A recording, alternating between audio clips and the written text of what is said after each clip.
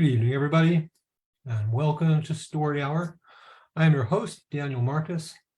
My fabulous co-host, Laura Blackwell, has the night off, and which means since she's not here, we can talk about how cool she is without her getting embarrassed. But she's going to see this recording very shortly anyway. So, hi, Laura. Thank you so much for your collaboration in this ongoing project. It's one of my Thanksgiving thoughts. So I hope that you're all healthy and safe and taking care of yourselves and your loved ones in times that still are pretty deeply weird. You know, I started Story Hour 2.5 years ago in the early pandemic days with the intention of just creating a place where me and my writer friends could get together and share our work with each other. And in 2.5 years, it's just grown way beyond my initial thoughts about scope. So we've had some incredible writers through these rooms, and we've been here week in, week out. The only time we're off is the week between Christmas and New Year's, but it's been quite a thing. So the way this works is that we turn to what I like to think of kind of an ancient and time-honored form of entertainment, which is folks sitting around the fire telling lies to each other. And so every week we have two authors, about 30 minutes each, doing exactly that. Tonight, we are really happy to have Suzan Palumbo and Jonathan Kincade. It is our custom to ask authors to indicate a worthy cause for us to call your attention to. And if you're fortunate enough to be in a position to help financially, that's great if you can do that. If not, just be aware, share your awareness, and that is that certainly helps. So Jonathan is reading tonight for dreamingoutloud.org, and the intention of Dreaming Out Loud is to create economic opportunities for the DC metro region's marginalized communities through building a healthy and equitable food system. DOL is rebuilding urban community-based food systems through cooperative social enterprise, increasing access to healthy food, improving community health, supporting entrepreneurs and cooperatives from low-income communities, and creating opportunities for at-risk residents to earn sustainable, family-supporting wages and build wealth. So that's dreamingoutloud.org. Suzan is reading tonight for the Indian Residential School Survivors Society. That's www.irSSS.ca. And before I talk about the mission or the mandate, I need to share a little bit of backstory because I needed to do so, and I learned something, and I'm really appreciative of the opportunity to do so. So the residential school system for officially operated from the 1800s into the closing decades of the 20th century, and the system forcibly separated children from their families for extended periods of time and forbade them to acknowledge their indigenous heritage and culture or to even speak their own languages. So the mission of irSSS.ca, they strive to provide physical, emotional, intellectual, and spiritual growth, development, and healing through culturally based values and guiding principles for survivors of the school system, families, and communities. And the mandate is to assist First Nation peoples in British Columbia to recognize and be holistically empowered from the primary and generational effect of the residential schools by supporting research, education, awareness, partnerships, and advocating for justice and healing. So the Society assists survivors with counseling, court support, information, referrals, workshops, and more. So that is irSSS.ca. So check out both of these organizations, please. We're going to start tonight's program with Jonathan. Jonathan is a scholar, a teacher, and a storytelling nerd. His previous work has appeared in Anathema, FIYAH, and Uncharted magazine. He holds a PhD in English from UCLA with a focus on narrative philosophy, and he is an alum of Clarion West 2022. Yay, Clarion West. So Jonathan, the floor is yours. Thank you very much, Daniel. I'm very glad to be here. Happy to be reading with Suzan, a fan of your work too. Yeah, I am going to be reading a story that I just had published in Uncharted about a month or two ago, entitled Day Clean to First Dark. I don't know if it'll take the full 30 minutes or not, so we'll give it a go. Dirt crawled under Susie's fingernail as she traced another letter into the shack floor, her secret game. When the door swung open, she hastily smoothed away the evidence. It could put her and Mama in danger. She shouldn't say why, but she certainly felt it. A mass, tangled as her hair, stuck in her throat. Orange dusk light streamed through the door, obscuring the two backlit figures standing there. The first one was Mama, carrying a pot of supper water between her arm and waist, as she had done every evening for as long as Susie could remember. She entered and pointed one of her knobby fingers towards Susie's straw bed. "You can sleep there." Mama went to the stove, stoked the waning fire. "Baby, you'll sleep with me tonight." Susie squinted in confusion when a fella just old enough to be called a man entered after Mama. The skin of his tired ochre face was covered in lashes. "Hey there, little one, I'm Antonio." He crossed the shack in a single stride and threw his burlap sack onto the bed. Then he rummaged in it, and after a few seconds, pulled out a corn husk doll that he extended to her. "I'll be staying with you until they find space for me somewhere else." Susie reached for the doll, but grew distracted by something past it. It was the young man's other arm, held closely by his side.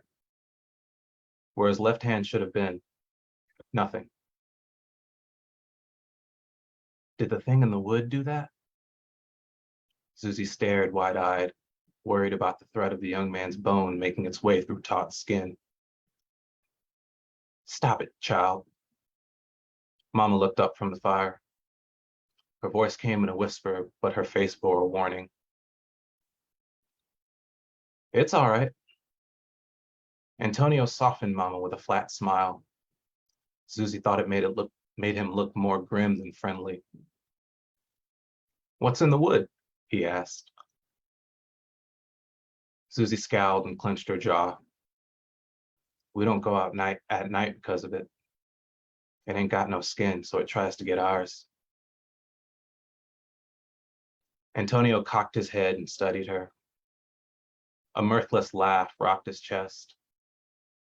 It lacked the brightness she was used to when laughing with Mama. "You ever consider that's just a story to scare you here at night?"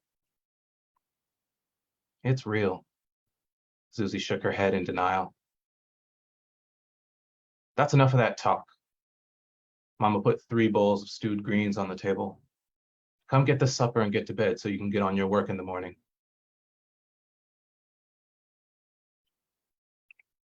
At day clean, Susie made her way to the big house and started on her tasks.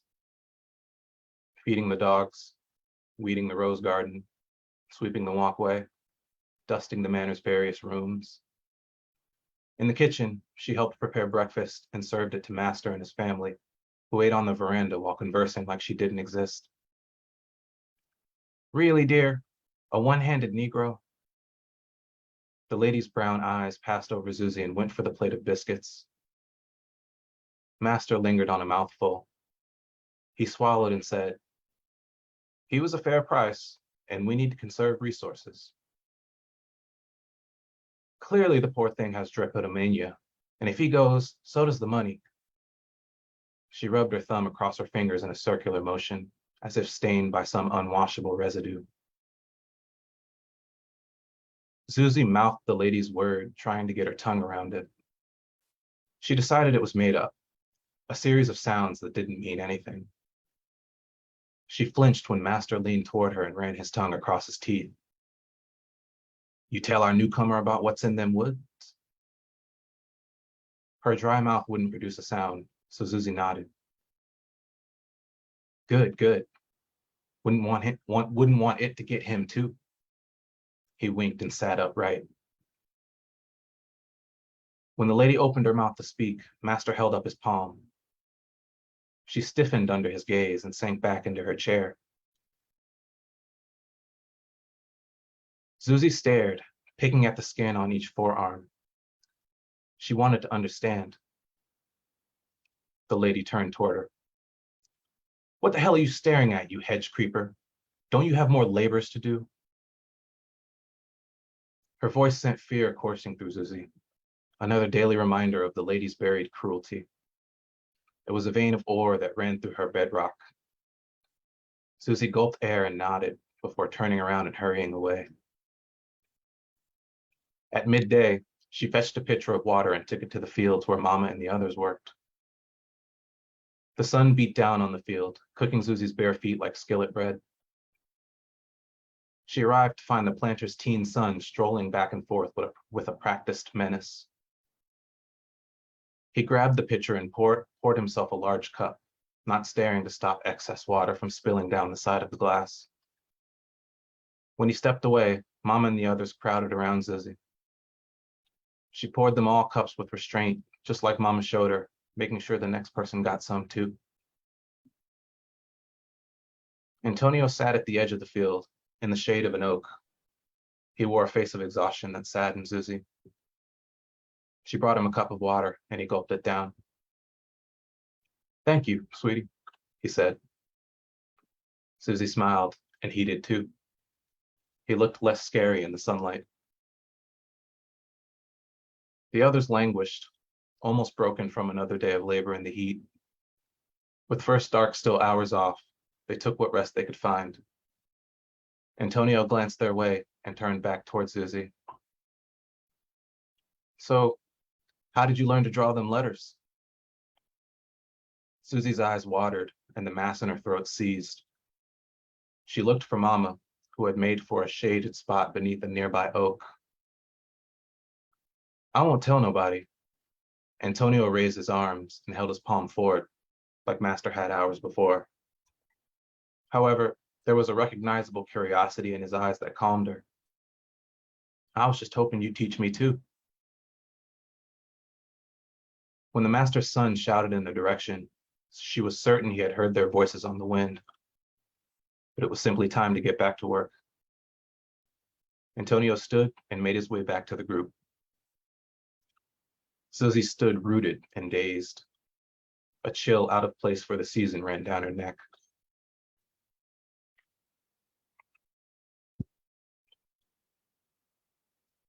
Susie paced in front of the shack, spreading feed as the cocks crowed. Sometimes they nipped at her heels for more, but this didn't bother her much. Everything moved slower during the Sabbath. Mama sat on the bench, unaware, humming to herself while mending a smock. A few yards out, Antonio was on his knees, rooting around in the shared garden plot. Susie had avoided him for the rest of the week, throwing herself into her task as an excuse. She returned his distant smiles, but only to mask the numb horror that he would tell someone her secret. After all, she didn't know him. But as the days went on, and as she sat with this fear, it shifted into a desire to share. If not for her own safety, then for a partner in crime. What use was a system of scratches and letters that she could only use in secret? Susie let one more fistful of seeds fall through her fingers and ambled over to the young man. As her shadow fell over him, he turned to face her. Hey, baby girl. He plucked another carrot out of the ground, tossed it into the basket next to him. You thought about what I asked you? If you want to learn, you got to tell me what happened to your hand. Antonio paused in surprise. His face hardened and he sat back on his haunches. Susie worried she had crossed an invisible line. Then he spoke. Not much to tell. Family had a lean year that made winter hard. Stole some bread from my sister and got caught doing it. He brandished his left arm and winced. It was unclear whether it came from the pain of the memory or of losing his limb. Does it hurt? Was all she could think to ask. Sometimes. Feels like lightning that starts where my hand used to be and goes up my arm. Antonio paused, watched the young girl shift from one chestnut foot to the other, smock billowing in the breeze. You remind me of her, filled with imagination, hungry to know more about everything. Now that I've answered two of your questions, can I ask you one? Susie nodded. Where's your daddy? The question prompted Susie's own ghostly pain, which she couldn't locate, but seemed to attack her body everywhere at once. She hung her head and said, one night Daddy left the hatchet at the stump in the clearing past the trees. Master doesn't like that, so Daddy went to fetch it and take it to the tool shed. We ain't seen him since.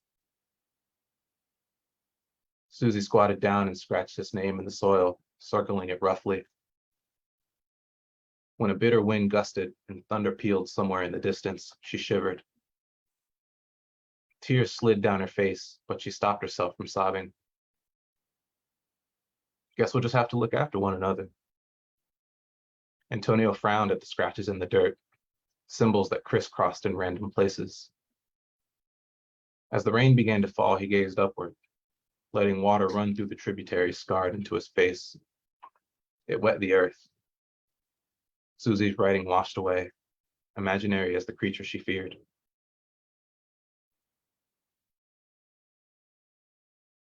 Susie's heart raced the following morning when, before day clean had even arrived, she strode to the big house.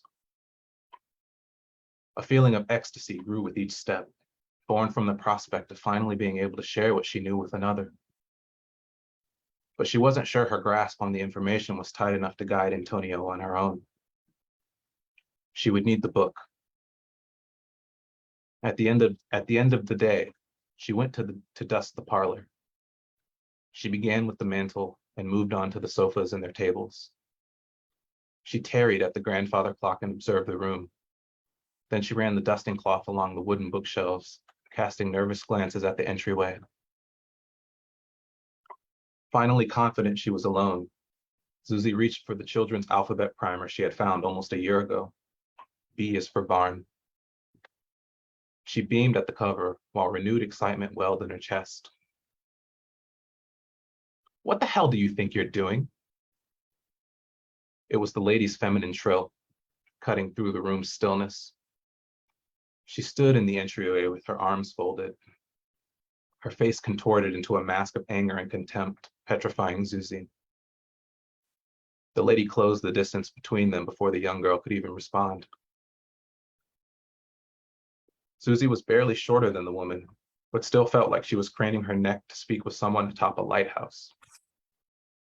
The lady glared over her and drew her arm back for a backhanded strike. Susie raised the book to shield her face, and the lady's mouth opened in astonishment. Fury in her eyes as she huffed, clutched the book and tugged.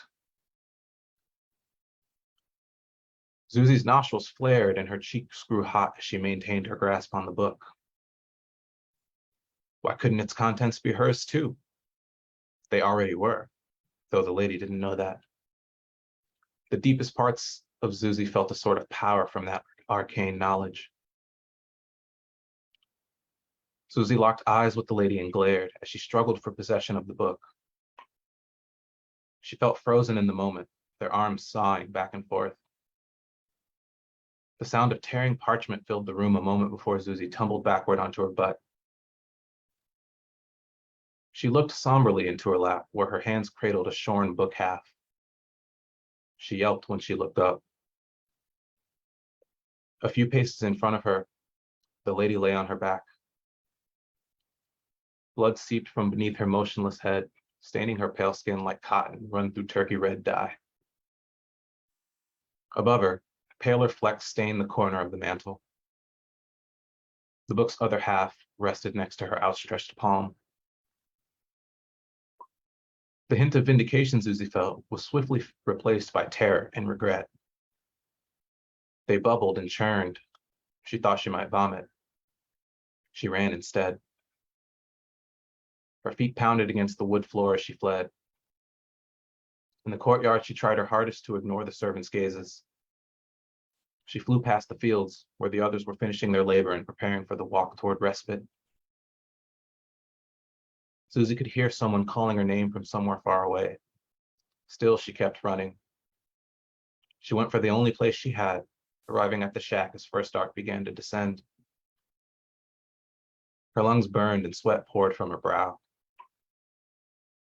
Susie looked back at the silhouette of the big house, backlit by the setting sun. She turned back to the shack to find Mama staring at her, body rigid with worry. "What have you done, child?"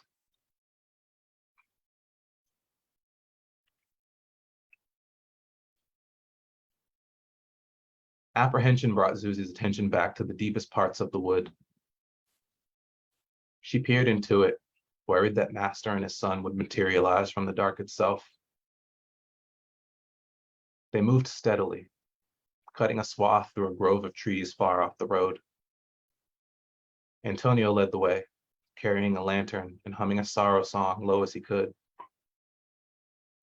He stopped whenever he heard a sound and started up again when he was sure they were safe. The drinking gourd twinkled in the sky ahead of them, while a sliver of moon hid behind the clouds, illuminating them like a candle held to a sheer curtain. Stinging nettles bit at Susie's skin, and as her feet began to ache and she grew tired, she got less careful with where she stepped. She wanted to rest, but Mama wouldn't let her stop. She just put her hand on Susie's back and pushed gently whenever she slowed down.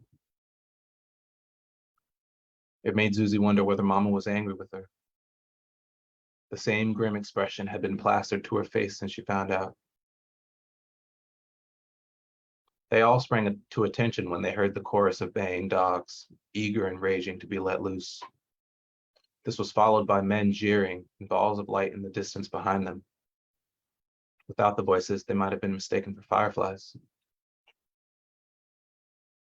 Antonio snuffed the lantern, looked back, and gestured toward the wood's depths. His suggestion came in a breathy, forceful whisper. "We can lose their trail in here." Susie's feet squelched through the mud, growing more caked with each step. She hated it, but tried not to think about it. Fear ground her fatigue and disgust into a desire to survive. As she continued forward, her foot caught on something solid. The world shifted, ground rose up to meet her floating body. She landed hard next to a patch within the dimness, somehow blacker and seeped cold air. She squinted to see a humanoid-sized warren at the base of a tree where its roots extended into the ground. Susie struggled to catch her breath, overcome with the feeling that something was watching her from the hole. But Mama's rough hands pulled her upright, and she felt an urgent pressure on her shoulder that told her to keep running. Master and his son's voices pierced through the nearing shouts in crescendo of barking. As they grew closer, their words became clearer. They wanted to hurt them. The nigger would be lynched, while the negresses would know what some called worse, a life of violation. Susie didn't understand all of it, but dread found a place to nestle anyway. Mama cried out in pain, and she glanced behind her. A dog growled around her calf, using it to play tug of war with her body. Another appeared through the bushes and lunged at Susie, but something scooped it up. The animal let out a shrill yelp. A duet of wet thuds came next. Antonio dropped his belongings, ran to Mama, and brought a large branch down on the other dog's head. It fell to the ground and didn't move again. Mama clutched her leg. Blood seeped from jagged punctures cuffed by her fingers. "Run, child," she pleaded. But Susie froze and shook with terror, staring at the mob of white men filtering through the trees. They brandished pitchforks and reaping hooks that reflected the light from torches and lanterns. Master and his son stood at the head. "You unruly lot," he yelled. The mob advanced a few paces, and one of the men was pulled skyward. His lantern soared through the air and smashed against a tree, raining oil and fire down on the mob. He screamed above them and hit the ground somewhere far enough away to be soundless. Disbelief flashed across Master's face. He turned to the mob, entangled among themselves. The men collided with each other, dropping their makeshift weapons as they scrambled to comprehend. Susie was certain it was the thing in the wood. It came from the burrow. She had spent the past night so concerned with human monsters that she forgot about the ghastly ones. She recalled a few among the countless times she had carved its name, unaware that to name something is to conjure it. Amid the confusion, Antonio helped Mama limp back to Susie. He clutched the young girl's shoulder and pulled her from the nightmarish reverie. Screams echoed through the trees as the thing in the wood ripped through the men. And the last thing Susie swore she heard as she fled into the night, the sound of tearing parchment. Thank you.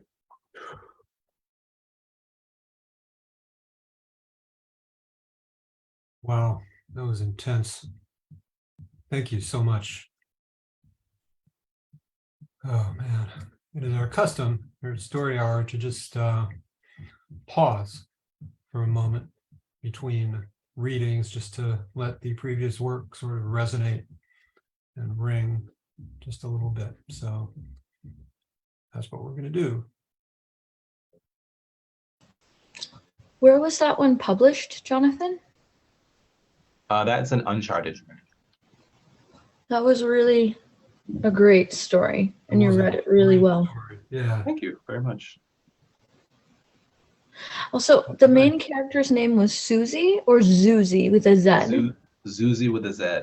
Yeah, because I was listening to it, and because I often get called Susie, right? So I'm listening to it, and it's sounding like me, and I almost started crying while you were reading it, because like it was that moving. It was really good. Yeah. Wow, thank you very Lovely, much. lovely work. Thank you. All right. Our next author is Suzan Palumbo, who's a Nebula and WSFA, Washington Science Fiction Association Small Press Award finalist, active member of the HWA, co-founder of the Ignite Awards. Her debut dark fantasy horror short story collection, Skin Thief Stories, will be published by Neon Hemlock in fall 2023. And her novella Countess will be published by ECW in spring 2024.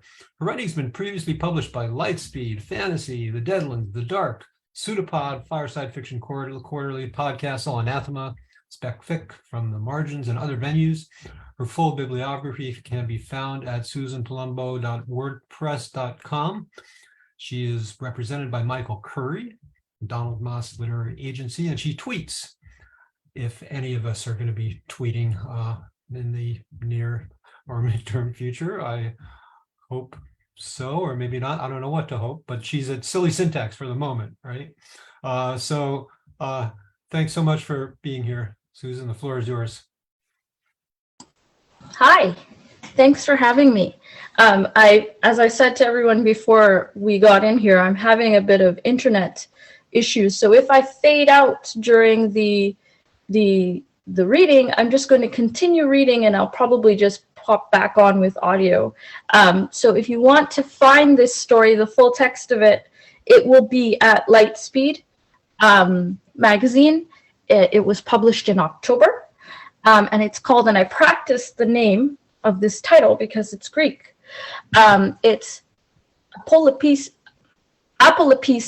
a descaling. And I probably won't take the full 20 minutes, but we'll see how it goes.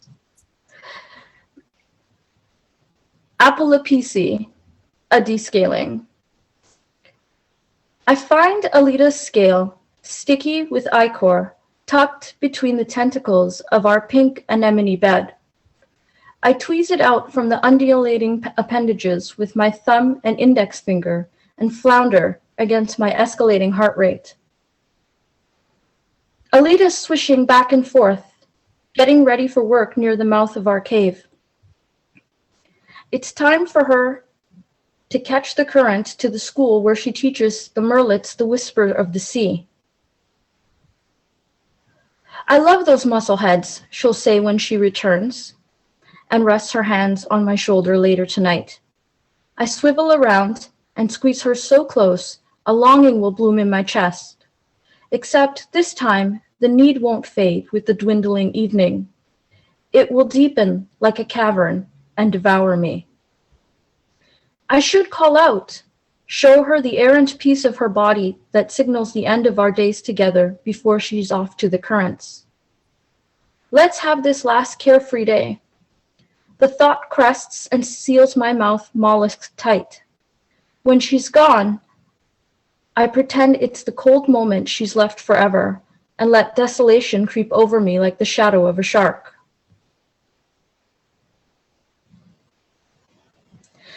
I found this on the bed. The scale glints like nacre in my fingers. Whose is it? Alita asks. There's a hook in her voice. She knows my scales are octagonal, not teardrop-shaped like hers. I want it to be mine. I don't want to be the one left behind. She runs her hands over the curves of her chest and across her hips, searching. The remembrance of those intimate arcs under my own palms sends an electric wave through me. I can't find where it's from, Rhea, she says. Her eyes flood with uncertainty. She gulps a mouthful of water and filters it through her gills. I swim behind her, brush my hands across her knotted shoulder muscles and down the center of her back. How often have I ached to touch her like this, even after a night tangled in each other's fins? I don't want to find her bare flesh, acknowledge the change brewing within her and between us. It's here. I constrain the ripple in my voice and guide her hand above her left hip.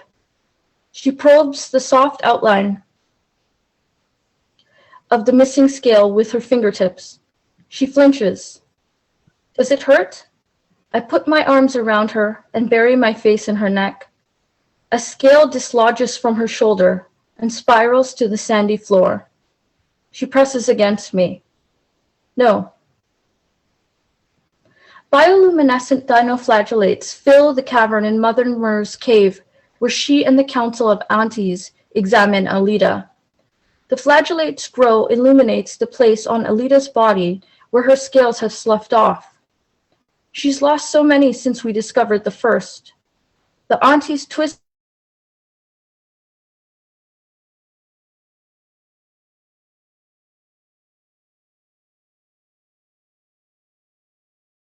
Looks like we may have hopefully temporarily lost.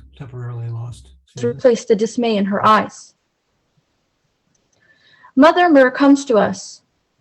Miniature sea stars spangle her body in an intricate spiral pattern signifying her leadership of the complex.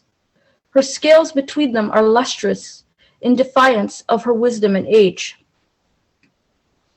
The expression in her eyes is fractured like a broken shell. She wastes no time.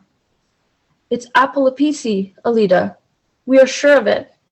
She pauses, letting the gravity of her words settle. What's going to happen?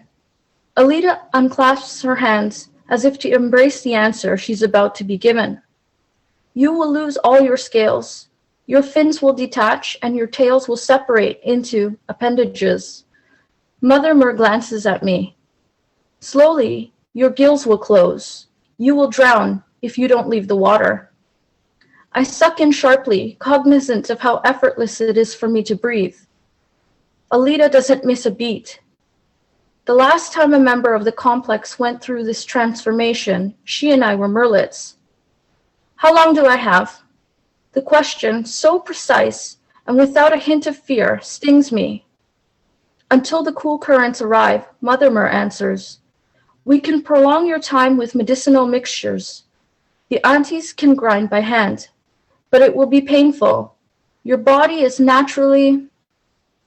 I don't want to prolong anything painful. Alita's hands ball into fists. I don't want to fight who I am.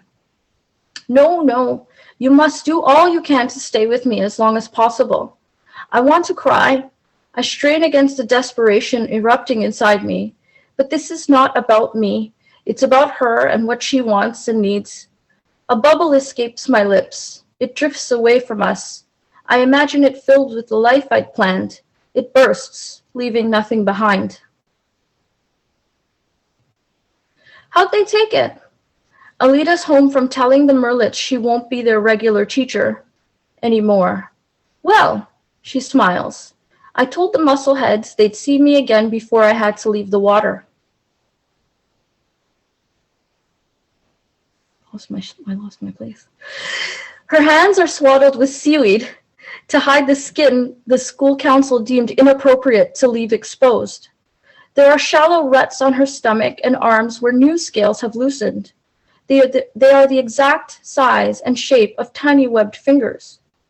You let them hug you? I can't quell the disapproval in my voice. Why wouldn't I? She reaches for my arm and I pull away. Hurt flickers in her eyes. You don't want me to touch you? I shake my head, unsure of whether I'm saying yes or no. She steadies my face in her hands and kisses me. My head spins in the rush of want, and I forget that each time we touch, I lose a part of her. Guilt surges back when she eases away to get ready for dinner. 2 of her scales have come off on the inside of my bottom lip. I press them to the roof of my mouth with my tongue, savoring their sweetness. I want to hold all of her inside me, her laugh, her confidence, the mischievous look in her eye, her temper. I can't contain her. Nothing can. Not even her current physical body. I let the scales pass through my gills and join her to eat. I want to go to the Cayman Trench, she says a few days later. Why? I damn the word no inside my mouth. It's the deepest place I know, and it's warm. We should ask Mother Mer and the aunties if it's okay. What's the worst that could happen? We get separated and never see each other again? There's a dark smile on her lips, beckoning me to laugh. We'll go, I say, ignoring it. We catch the circular stream down to the trench. Large patches of Alita's scales have flaked away, exposing growing islands of smooth brown skin. An archipelago of it delves below her hip line, revealing the base of a cleft where her tail is separating into limbs. I have covered the flesh the best I can with grasses, but it isn't enough to stop other mer from twisting their faces at the scaleless stretches on her stomach and chest. What happened to you? A merlet asks at a dive where we stop to eat. I'm ascending, she says. A smile eases the bluntness of her confession. I'm sorry he's bothering you. The merlet's mother intervenes before the child can respond. He isn't, Alita says. It's a relief to have someone see me. The merlet's mother nods curtly and hurries her child out of the dive. The Cayman Trough looms below us, its jagged walls ripping the ocean floor in two. Each year, the canyon widens. In time, these walls will drift so far apart that visually there will be nothing left to connect them. Tourists dot its length, exploring its arches and hidden caves. The mood here is light and inquisitive. The trench is a fun family outing. Alita swims ahead of me. I straggle behind, running my fingers along the layered shelves that make up the walls. They're covered with weeds and stars and jewel-toned creatures. It's a trove of curiosities. Why didn't we visit this place before our time was limited? A hitch develops in Alita's tail, as if she's cramping.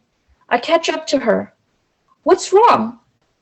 I can't hold myself together, she whispers.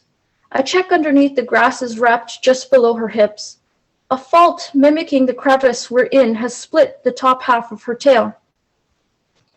A sheet of now translucent scales has separated and glides on ichor between my fingers and her flesh underneath. We need to go back now. I begin rewrapping her. No! She grabs my hands and squeezes my wrists. I'll go down without you if I have to, she says. Her stare lances through to the core of me. I bite my lip and gather more grass to bind her together as tightly as I can. Other mer make their way around us, grumbling about us blocking their way. How much time have we lost together because of her stubborn insistence on this trip? Would her tail have come apart so quickly if we'd avoided the currents? I douse my bitter thoughts and help her down. We find an alcove in one of the walls when we finally reach the bottom and look up at the dim light filtering down to us. I want to stay with you till the last moment, she says. I don't want to watch you drown. I can't break the flow of words sloshing up my throat. I wish you'd slow down. I look away, not wanting to let her see my lost composure. Aren't you afraid? I add, trying to refocus on her. No, she says. I don't think about what's beyond the water. She holds my hand. Here. I'm the farthest away from the surface where I'll leave you. I wanted to know what that felt like. I turn back to her and kiss her temple. Scales scattered in the wake of my lips. For the first time, I don't count them. What happens above the water? I ask Mother Mer when I visit her to collect a balm for Alita's raw skin.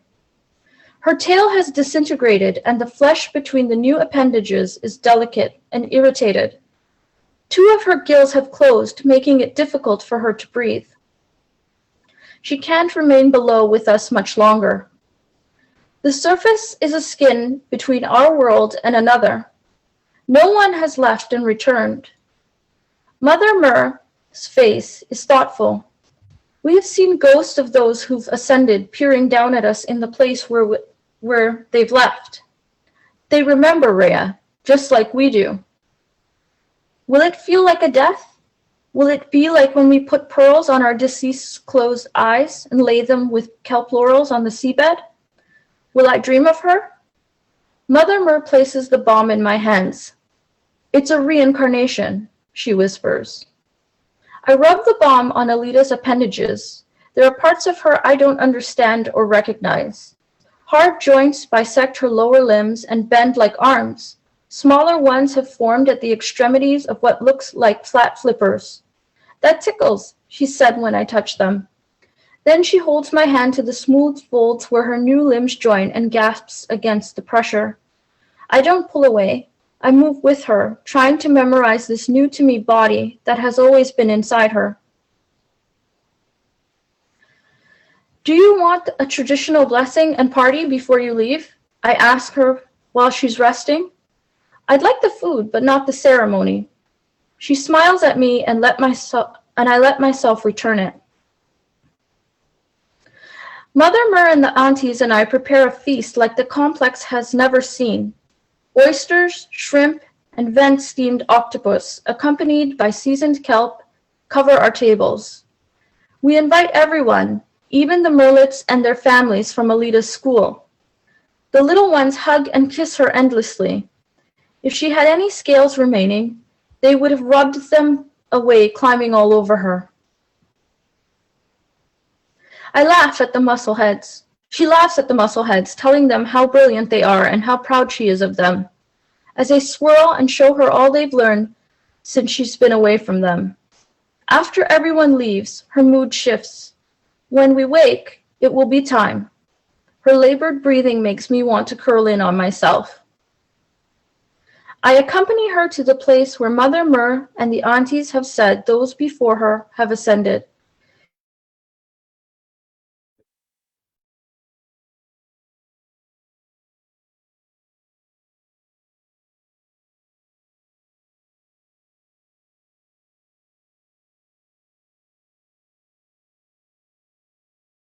Come with me as far as you can. She barely chokes out the words. A great ball of light hangs above us like the lure of an oversized anglerfish. It's so bright, it's painful to look up through the water. Alita hugs me. Her chest convulses as she draws water through what remains of her gills. Goodbye is in her eyes and in her touch that I want to feel forever. She can't say the word, and neither can I. She kisses my cheek. I nod at her before she turns her back to me. She levers her limbs to grip the rocks and climbs out of the water. I swim up as close as I can and squint. The aunties have warned me that breaking the surface would be fatal.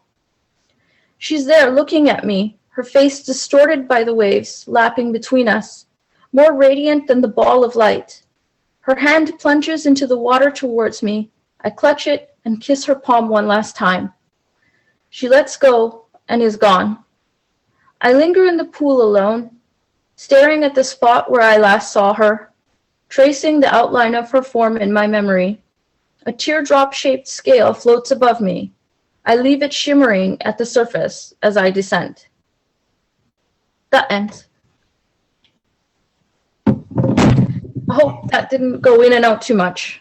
No, we lost you for about like 10 seconds near the beginning and about 10 seconds near the end, and recovered almost immediately. So it was cool. Thank you so much. That was a lovely story. It was Thank you. beautifully read and beautifully written. Boy, we're so lucky here at Story Hour to get so much great work through these rooms. Suzan Palumbo, Jonathan Kincade, thank you so much for joining us. Thanks for having me. Thanks, Susan. It was great reading with you. That was a very touching story. You too. I gotta look up all your stuff now. I'm a fan now. You got a fan. Oh, thank you very much. Yeah, me too, man. Both of you. Thank you. And I will continue reading your. I'm looking forward to your collection. Oh, yeah, great. Yeah, I was excited when you found out that. I'm a little bit terrified because you never know. You never know how it's gonna go over, you know? I do. As do I. Yep.